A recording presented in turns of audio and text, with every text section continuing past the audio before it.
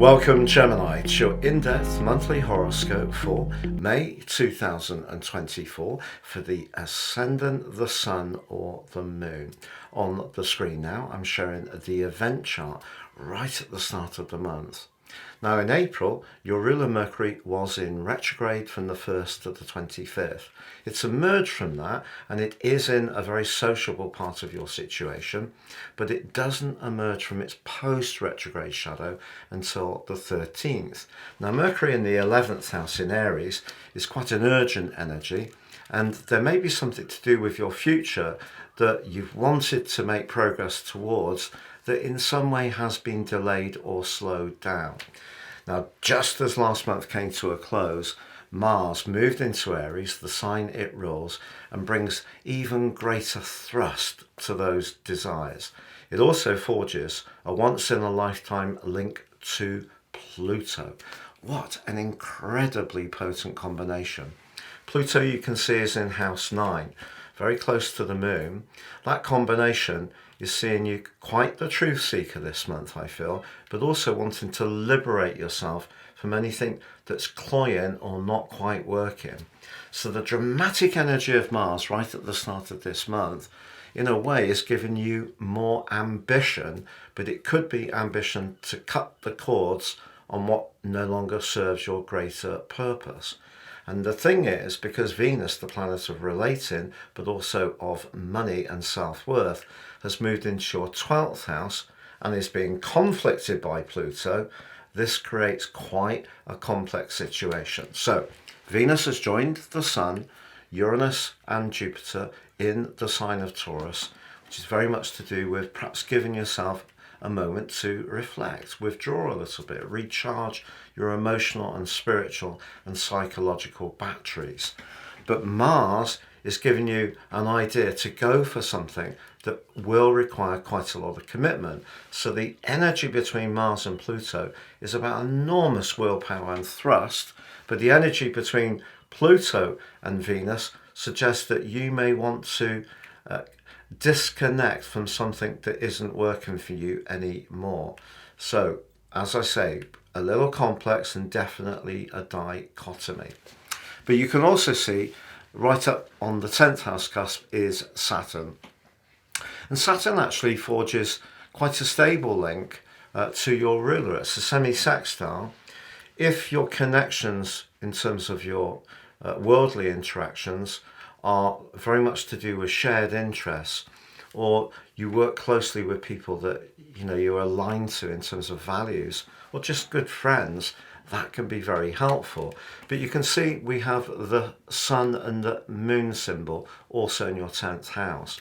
That's about ambition, it's about our goals, but also our contact with the wider world. So although all the Taurus planets could at an instinctive level see you wanting to withdraw a little bit, Saturn, the midpoint, and to a lesser extent Neptune, are just making you aware of where you can make an impact in terms of ambitions and goals. But the key is the midpoint forges a great link to Jupiter and Uranus.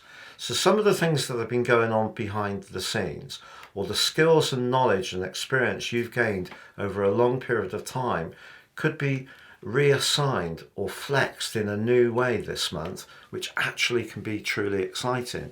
But you may not quite be seeing the evidence of the build-up of that in quite the way you'd like as we come into the new month. So that's the picture as we start the month. But we also have the moon moving forwards on day 1 and joining up with Pluto and Venus in that square by squaring with the sun in a quarter moon. That provides a backdrop for the first week. Now 9th, 12th quarter moons suggest that something, if it gets under your skin, can take on a life of its own. So something that ordinarily you may shrug off, turn the other cheek to, could exercise you a lot more. But then again, there could be some inflammation issues over the next few weeks. I think it's possible.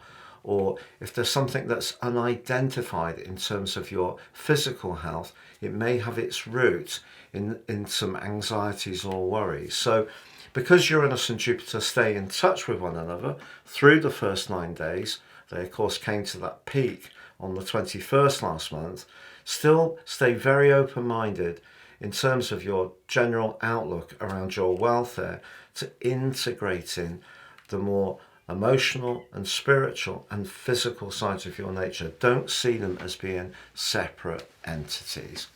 Now, on the 2nd of this month, Pluto goes into a retrograde. On the 2nd of September, it will invert back into the sign of Capricorn for one final blush, which will go on through to the 20th of November. I feel it's possible that if you start this month in some ways wanting to break free, cut the cords, liberate yourself in some way, that you're just conscious that this may not necessarily be a one leap process. It may be a series of changes that you may need to go through. Pluto's very structural, it's very strategic, works at a very deep level. But if there are some things that other people want to raise about you that you may be more reluctant to hear, they could come out into the open as this month goes on too. Now, to be honest, I'm referring more cryptically to someone who's rather well known, who struts the world stage. Now, you can make out where I'm coming from for yourself, but certainly for you, Mercury going retrograde initially in the 9th house gives you a push to perhaps revisit some subjects that you're interested in and perhaps dive even deeper and gain even greater understanding of what's important to you. But on the 8th, we do have the 12th house new moon in the sign of Taurus. 12th house new moons are a bit more challenging. New moons give us a chance to set our intentions. This one's asking you to embrace your tenderness. If you're someone who has a big need to manifest a sense of strength, command, and assertiveness, that can be more difficult to bring into your situation. But it's a new moon that does link well with Saturn. So your natural authority, if applied in a steady and just relaxed way, can bring respect to you. But if you are someone who's very much interested in personal development and healing, this is a very positive new moon. Now, I mentioned before about Mercury ending its post-retrograde shadow on the 13th, which it duly does. But on the 15th, it speeds into Taurus, joining up with that other set of players there. So we really do have a full-on Taurus season, but it's not going to be very long lasting because Mercury is immediately conflicted by Pluto. If we go back to the start of the month, Venus conflicted by Pluto, the Sun conflicted by the Moon, and now we have Mercury conflicted by Pluto. They're all telling the same story. Something rather tender may need to be embraced. And if you're reluctant to look at that, then it could, in some ways, impact on your wider interactions. If you are someone who is feeling under the weather in some way, the more knowledge you can download and the more you can seek out sources of information from people who have a lot of insights, the better it's going to be. But we also reach a part of the month where Venus and Jupiter in the sign of Taurus come together from around about the 20th in one of astrology's most fortunate combinations, but it's in the 12th house. The 12th house can be where we encounter separations and losses. It can be where we feel betrayed, where we don't feel that people are necessarily totally in our corner. But you could gain huge extra thrust when the Sun moves into your sign on the 20th.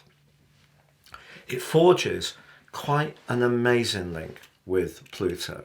So you can see that Pluto's turning out to be hugely influential this month. So because it's in the 9th house, your sister air sign of Aquarius, it's all about truth. Sometimes Pluto can disguise truth. A lot of information is going to come out into the open. Again, think of those public people who might be Geminis. But for you personally, someone could make a connection to you that really lifts your spirits. This may be someone who actually has a lot of warmth, a lot of faith in you, and there could be a connection that starts to build up in a very sweet way. it might, and I have to say it's only might, be linked to someone who you knew before. I'm not saying there's a definite reconnection to an old flame, but it is possible. But equally, it may be that someone is going to start to impress on your senses slowly but surely their importance, but they may do it initially in a non-verbal way. So watch out for someone's body language or gestures, because that may betray their affection for you. But the sun moving into your sign on the 20th takes you away from the sense of potential drift, low vitality, reflection, very psychologically tender time, brings you more into the moment, and it's supercharged by Pluto. But then we do have, along with that glorious Venus-Jupiter conjunction, the luckiest in astrology, really, because if we think about it, Venus rules Taurus. So to have Jupiter applying to it, Jupiter only moves through the signs approximately once every 12 years. So this is not a frequent event. We can't guarantee that Venus will apply to Jupiter whilst Jupiter is in Taurus. So really, really positive for you. But then on the 23rd, we do have a full moon. But it's a full moon in your opposite sign of Sagittarius. But Venus is so late in Taurus, it then later on the 23rd moves into your sign, and guess what? Forges a link to Pluto. And then on the 25th, Jupiter returns to your sign. Isn't that absolutely marvellous? Yes, technically in astrology, Jupiter is debilitated in the sign of Gemini, but it's just telling you that when you're talking about anything to do with philosophy, the law, higher truths, important not to get caught up in the more exaggerated energies that Jupiter can bring.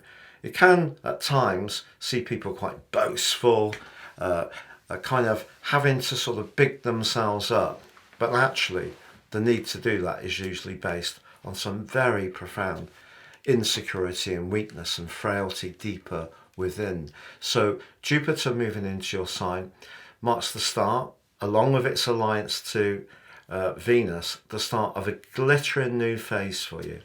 This is going to go on for the next year, but Jupiter aligns to Pluto too. It starts this month, but it actually peaks on the 3rd of June. I personally think that's one of the most influential dates of the whole year, because if we think about Jupiter is about the big picture, it can be about the spiritual dimension through Pisces, but it also can be through expansion, international affairs, higher laws through Sagittarius, and the link with Pluto suggests some kind of new codex could start to be adopted. We certainly need it, don't we? There's so much conflict in the world. If we could find a better way of transforming our communications, particularly around international affairs, which Jupiter also rules, and borders, that would be very helpful. But for you personally, you can see that as this month begins, Mars punching into your 11th house, linking to Pluto, is sensational. But that has to coexist with the very tender right angle between Venus and Pluto, the Sun and the Moon, and then Mercury mid-month joining in with them in the 12th house. And then it's like a flower. So there may be moments this month where you do feel quite low in vitality, quite low in self-confidence, not feeling that you have the sparkle that's always been part of you. But by the end of the month, your star quality and charisma are astonishing. You're going to bounce back in such an incredible way. And it does signal lots of new beginnings coming in. Now, in terms of the full moon itself, it is true that if there is a relationship that you're thinking about, the stars essentially are encouraging you to stay single-minded, because you've had such a lot of thinking time and perhaps gone through some grieving. If you need to move in the moment and interact on your terms, that may not necessarily be the best time to get entrenched in a deeper relationship. But of course, everything's possible at all times. It does depend on our unique natal horoscopes and also our unique environmental experiences. The overall collective energy of this forecast is just one part of the equation. It's been a real pleasure being with you, Gemini. Did you know that 55% of people who view this channel are not subscribers? Please support this channel and subscribe and click or tap the bell notification symbol, and that will help you to receive an alert from YouTube every time I drop a video. Have a great May and take care.